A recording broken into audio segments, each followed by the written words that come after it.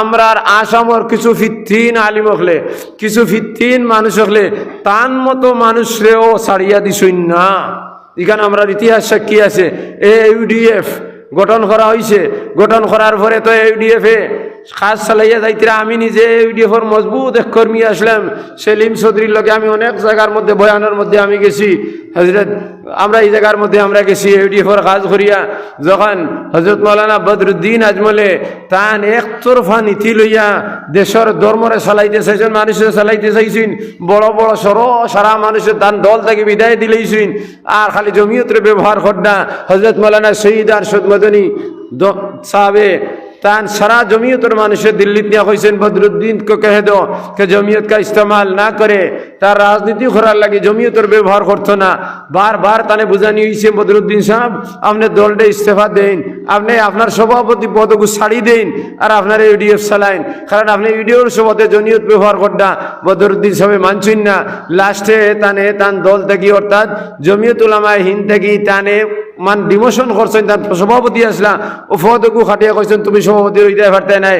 ও কথার পরিবর্তনে আসামের মধ্যে গাড়িগাঁওর মধ্যে আবার একটা মিটিং ডাকা হয়েছে। মিটিং ডাকিয়া তাই আলোক জমিয়তের ডাক দিছেন। মই আরশদ মদনীরে বহিষ্কার করলাম হইয়া তান দলটা আলোক বানাইছেন, জমিয়তরে আলোক করাইছেন। মদনী সাহেবরে উল্টা করছেন। মদনী সাহেবের মতো মানুষের উপরে মানহানির কেস দিছেন। কত টেকার এখান আস্থা দেশের মানুষে জানা। आपको याद होगा कि AUDF के सदर हमारी जमीयत उलमा के सदर थे। हमने ये महसूस किया कि वो जिधर चल रहे हैं वो रास्ता खराब है, हमारी पुरानी पॉलिसी के खिलाफ है,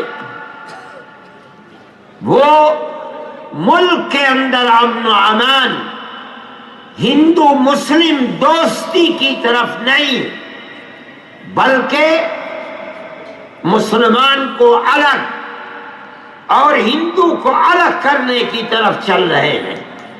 हमने उनको समझाया, हमने कहा कि ये मत करो, मुल्क के लिए सबसे बड़ी मुसीबत यही नफरत और हिंदू मुस्लिम एकता को खत्म करना है। वो हमारी बात को नहीं माने और हमने ये समझा कि वो AUDF की मीटिंगें करते हैं और जमीयत उलमा के झंडे के नीचे करते हैं। हमारी बात को उन्होंने नहीं समझा, हमने उनको जमीयत उलमा से निकाल दिया। कोई बात नहीं थी, वो बहुत बड़े दौलतमंद हैं, बड़े आदमी हैं, लेकिन हम ये समझते थे कि मुल्क के अंदर प्यार और मोहब्बत इतनी बड़ी चीज है कि उसकी कीमत किसी तरह भी अदा नहीं की जा सकती। हमने अपने दामन को बचाया, लेकिन हम जो समझ रहे थे बात बिल्कुल वही निकली। बड़े दावे के साथ कहते थे इलेक्शन से पहले कि मैं किंग मेकर हूं, मैं बनाऊंगा चीफ मिनिस्टर जिसे बनाऊंगा। हम कहते थे कि ये मत करो, आग लग जाएगी आसाम में। हमारी बात उन तक पहुंची, लेकिन उनके सामने अपना लाभ था।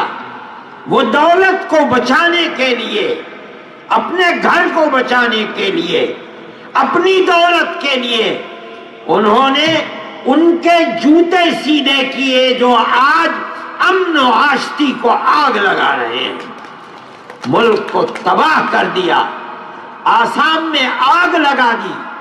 आज कुत्ते की तरह दुम दबाए हुए बैठे हुए हैं, मैदान में आकर के दिखलाएं तो मैं जानूं।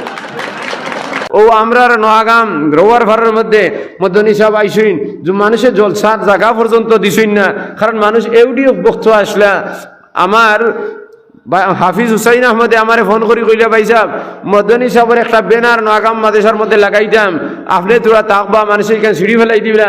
সকাল আবার মাদ্রাসাত ফড়াইন মৌলানা হাফিজ আফতাবউদ্দিন সাহেব তাইন গেছইন, আমি আইছি আইয়া ওদার আমরা নোয়াগাম মসজিদের বাজারের সাইটে একটা তুলার গাছ আসলো, ও তুলার গাছের মধ্যে একদারর রশি আর মসজিদের গোটার লগে রশি বানাইয়া মদনী সাহেবের ব্যানার ওখান লাগানি হয়েছে। ওই সময় এই যে মৌলানা বদরুদ্দিন আজ সাহেবরে সাপোর্ট করছেন যে জমিয়তে কুটার আগার মধ্যে খেরলা আগুন ধরাইয়া মদনী সাহেবের পোস্টারটা জ্বালাইছেন। নাউজুবিল্লাহ মিন যালিক। তাহলে আজকাল ধর্ম হয়ে গেছে অন্ধ, মানুষের রাজনীতির বা সবার পরে ধর্মনীতি ফাউরিলায় ও মৌলানা আরশদ মদনীর লগে অতহান ব্যবহার করা হয়েছে।